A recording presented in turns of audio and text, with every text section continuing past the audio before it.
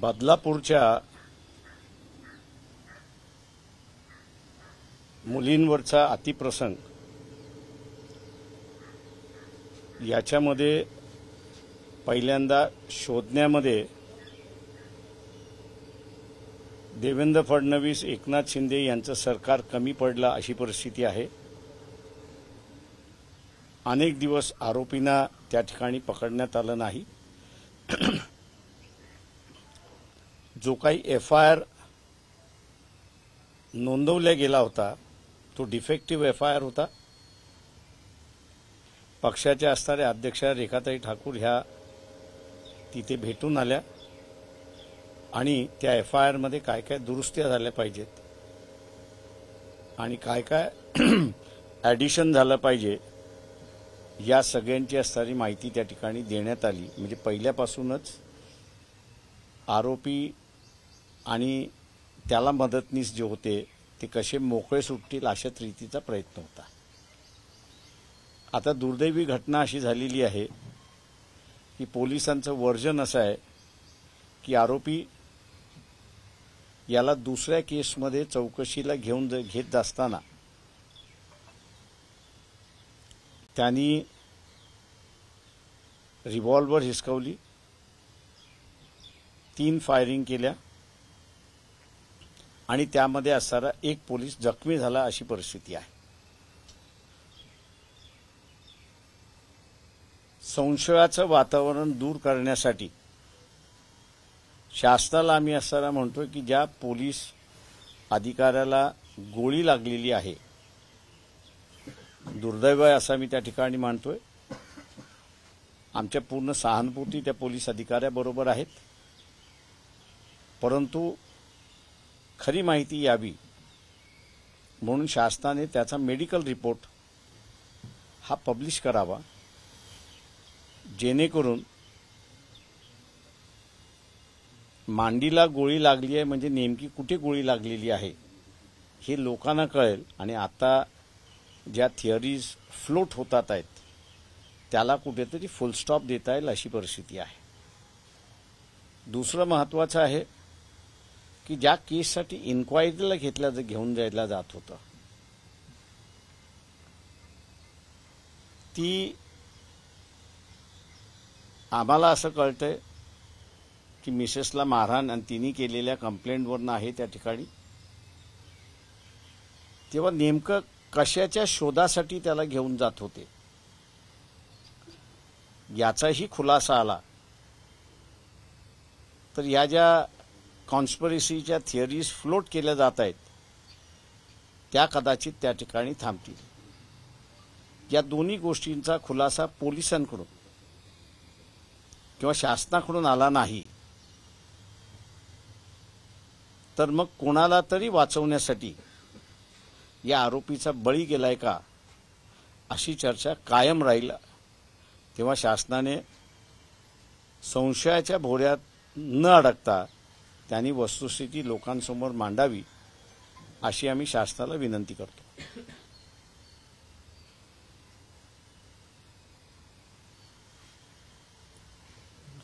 निवडणुकीच्या तोंडावर अशा पद्धतीने घडून आणलेला आहे किंवा विरोधी पक्षांकडून सुद्धा पोल ब्लडेड मर्डर अशा पद्धतीचं झाले असं एक आरोप केला जातो। मी सुद्धा सहमत आहे त्या सगळ्या आरोपांशी। ते मी असं म्हणतोय की जोपर्यंत पोलिसाला लागलेल्या गोळीतला मेडिकल रिपोर्ट का मांडीला लागलेली असं त्या ठिकाणी म्हणतात। फायरिंग करणारा माणूस हा समोरासमोर फायर करतो, ती मांडीला कशी लागली हा सुद्धा एक प्रश्न त्या ठिकाणी उपस्थित राहतो।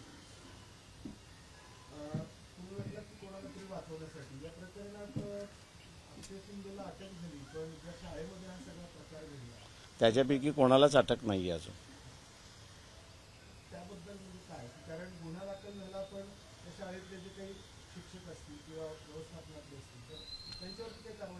त्यांना को एक्यूज केलं पाहिजे होतं, ते को एक्यूज करण्यात आलेलं नाही आहे। आणि मी म्हणूनच म्हणालो की ही जी संशयाच्या थिअरीला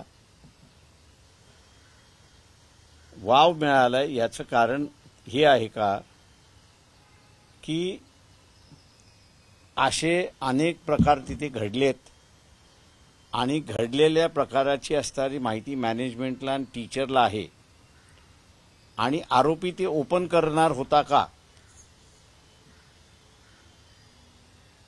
असाही कुठेतरी त्याला असणारा संशय व्यक्त केला जातोय आणि म्हणून म्हणालो की हे सगळे संशय वॉश ऑफ करायचे असतील तर शासनाने मेडिकल रिपोर्ट एका बाजूला आणि दुसऱ्या बाजूला कुठल्या चौकशीसाठी आपण घेऊन गेला होता संध्याकाळी घेऊन चाललेला आहात याचा असणारा खुलासा केला.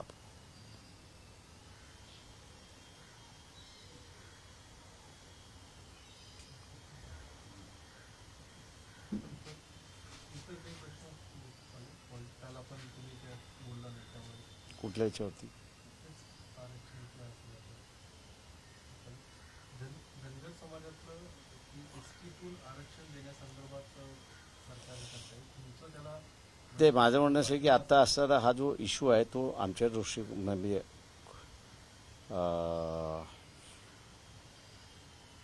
त्या संघटनांशी बोलून आम्ही असं ठरवू. आत्ताच्या याच्यामध्ये एका बाजूला आदिवासी आहे दुसऱ्या बाजूला धनगर समाज आहे. त्याच्यामुळे पक्षाने असं ठरवलं की कोर्टाचा जो निर्णय तो आपण त्या ठिकाणी मान्य करायचा. त्याच्यामुळे असं कोर्ट काय म्हणतं हा त्याच्यातला सगळ्यात महत्त्वाचा आहे. मराठ्यांच्या संदर्भात तुम्ही जसं भूमिका मांडली की मराठ्यांचं ओबीसीचं ताट वगैरे ते माझं म्हणणं असं आहे की आत्ताच्या ह्याच्यामध्ये आम्ही असं जे काही कालचं तुम्ही कोणी ते झालं का वक्तव्य शरद पवारांचं बोललं पण तुमच्या चॅनलवरती कुठलंच आलं नाही आहे की शरद पवारांनी असं जरांगे पाटील यांची मागणी योग्य आहे हे रत्नागिरीला झालेलं स्टेटमेंट तुमच्या कुठल्याच चॅनलमधनं आलं नाही. फक्त सामने 5 मिनिटं चालवली आणि पुन्हा विड्रॉ केला असं पण त्याच्यामुळे नेमकं चॅनलवाले राजकारणाचं एक 5वा आघाडी म्हणजे 3री आघाडी 4थी आघाडी आणि आता चॅनल 5वी आघाडी असंच आम्ही समजायचं का. काल पवार साहेबांचं जे स्टेटमेंट होतं की मराठा आरक्षणाला माझा पाठिंबा आहे पण इतर घटकांचा लहान घटकांचाही विचार केला गेला पाहिजे तुमचं काय नाही ते या ठिकाणी आम्ही जे बघतो ते म्हणजे आता व्हेरी क्लिअर झालेलं आहे की शरद पवार हे जरांगे पाटील यांच्याबरोबर आहेत आणि जरांगे पाटील यांची जी मागणी आहे की मराठा समाजाला ओबीसीतून आरक्षण मिळालं पाहिजे ही जी मागणी आहे त्या मागणीला पूर्णपणे पाठिंबा आहे आणि त्यासाठी ते प्रयत्न करतील. त्यांचा प्रयत्न हा विधानसभेच्या इलेक्शन नंतर होईल अशी परिस्थिती आहे. एकतर देता आला तर ते देतील नाही तर ओबीसीचं आरक्षण जे आहे हे ओबीसीचं आरक्षण ज्या तत्वावरती सुप्रीम कोर्टामध्ये थांबवण्यात आलेलं आहे इम्पिरिकल डेटा नाही त्याच पद्धतीने असणारा महाराष्ट्रातला ओबीसीचा इम्पिरिकल डेटा नसल्यामुळे ओबीसीची सेन्ससची मागणी करून आणि सेन्सस जोपर्यंत होत नाही तोपर्यंत शिक्षण आणि नोकरी याच्यामधलं आरक्षणाला स्थगिती विधानसभेमार्फत विधानसभाचाच वापर करून देतील असा आमचा कायस आहे अंदाज आहे. आणि आता आम्ही असं म्हणतोय की ओबीसीने आत्ता ठरवण्याची गरज आहे की त्यांचं आरक्षण आता ओबीसीला वाचवायचं आहे का. ओबीसीना आरक्षण वाचवायचं असेल तर आम्ही जसं म्हणालो होतो माझ्या यात्रेच्या दरम्यान की किमान 100 ओबीसीचे आमदार हे या विधानसभेमध्ये निवडून आले पाहिजेत. त्यावेळेस लोक आम्हाला म्हणत होते की तुम्ही 100 का म्हणताय. मी त्यांना म्हटलं थोडं थांबा राजकीय पक्ष आपला कलर दाखवायला सुरुवात करतील. एनसीपीने आता आपला कलर दाखवायला सुरुवात केलेला आहे. त्या सगळ्या ह्याच्यामध्ये मध्यंतरी उद्धव ठाकरे यांच्या शिवसेनेने सुद्धा या संदर्भात आम्ही ओबीसींबरोबर नाही, तुम्ही मोदींकडे जा, टक्केवारी वाढून घ्या आणि ओबीसीच्या कोट्यामध्ये मराठ्यांना घ्या, अशी जी भूमिका त्यांनी मांडली, त्याच्यामुळे दोन पक्षाची भूमिका आता क्लिअर झाली ओबीसीना की ते ओबीसींच्या मागणीच्या बरोबर नाही, की मराठा समाजाला ओबीसीमध्ये घेऊ नये ही जी ओबीसीची मागणी आहे त्याबरोबर राष्ट्रवादी आणि उद्धव ठाकरे शिवसेना नाही, हे आता स्पष्ट झालेलं आहे. काँग्रेस आता काय भूमिका घेते ते पाहणं महत्त्वाचं आहे असं त्या ठिकाणी मानतोय. वंचित बहुजन आघाडी पूर्णपणे ओबीसींबरोबर आहे आणि ओबीसींची मागणी जी आहे की मराठा समाजाला ओबीसीतून आरक्षण देऊ नये ही जी त्यांची मागणी आहे त्या मागणीला आमचा असणारा पूर्ण पाठिंबा आहे. तर मोदी आता भिडेवाड्यांचं भूमिपूजन करतायत. खरं तर आधीच काम झालं त्याचं. आपलं महात्मा फुलेंच्या वाड्याचं हिंदू पद्धतीनं भूमिपूजन वगैरे कार्यक्रमावर टीका होती.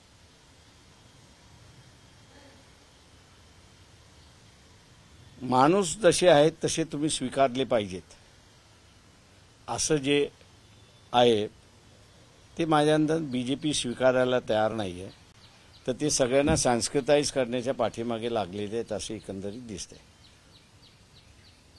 एन्काउंटरचं समर्थन केलं जाते सत्ताधारी पक्षाकडून की एका बलात्काराला वाचवण्याचा विरोधक आणि प्रयत्न करत आहेत. प्रश्न असा आहे त्याच्यामध्ये की तो आरोपी आहे, त्याच्यावरचा गुन्हा अजून सिद्ध झालेला नाही. तेव्हा या देशामध्ये ज्याला सुप्रीम कोर्टाने फार चांगल्या रीतीने असं म्हटलेलं आहे की ड्यू प्रोसेस ऑफ लॉ, तेव्हा ड्यू प्रोसेस ऑफ लॉ तुम्ही का फॉलो केली नाही? आपल्याला असं वाटतं की बा तो आरोपी आहे, तो आरोपीने गुन्हा केलेला आहे, त्याला कोर्टात घेऊन जा, त्याला सर कोर्टासमोर उभं करा, जे काही पुरावे आहेत ते पुरावे सादर करा आणि कोर्टाला डिक्लेअर करू द्या तो दोषी आहे म्हणून. आणि मग दोषी असून जे कोर्ट त्याला शिक्षा देईल ती सर्वसामान्य जनतेला मान्य असते. हे जे एक्स्ट्रा ज्युडिशियल पॉवर्स वापरल्या जातात आहेत, आज मान्य आहे की तो क्रिमिनल आहे म्हणून वापरल्या गेलं म्हणून तेवढी तीव्रता नाही, पण उद्या ही सामान्य माणसाच्या विरोधात वापरल्या गेलं तर काय? एबीपी माझा, उघडा डोळे बघा नीट.